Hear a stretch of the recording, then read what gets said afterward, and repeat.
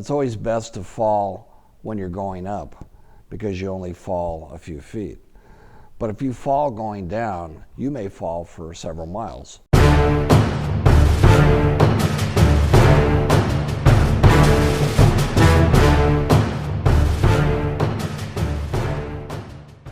There have been some harrowing moments in a number of the travels that I've been on, especially on Everest. One was at the highest camp, which is where, I had fallen a few times, but it's always best to fall when you're going up because you only fall a few feet. But if you fall going down, you may fall for several miles. So, the key to falling is to fall when you're going up or slipping or whatever. So that happened to me several times. But after when I left Everest to come out to Kathmandu, the roads were closed due to hurricanes and storms, and we had to hike out for 4 days through jungles. And the rivers were running very, very steep and fast. They took us through these jungles where the mountain passes were almost non-existent, and one slip and you're in the river and you're dead. That was some of the most harrowing of that journey.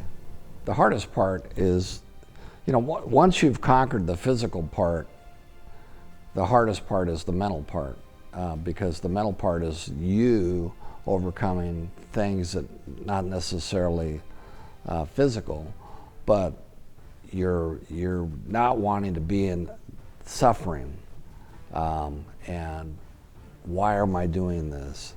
And you're thinking about all the things that are out there in the world and that you could be doing, that are more pleasurable than sweating and suffering and the agony and the hurt and the horrible living conditions, and the list is pretty insurmountable, and it's very long because most of the things that can happen to you, you don't even know, you don't anticipate, including the weather, rock formations, whether it's scree or it's moss or it's this thing or that thing on that you're climbing on, a rock that comes loose while you're gripping it, the fear of falling and hurting yourself so that you can't continue on, the fear of who's going to rescue you, who's going to take care of you. If you do fall, you do twist an ankle, you break a leg, you break an arm, you break your back,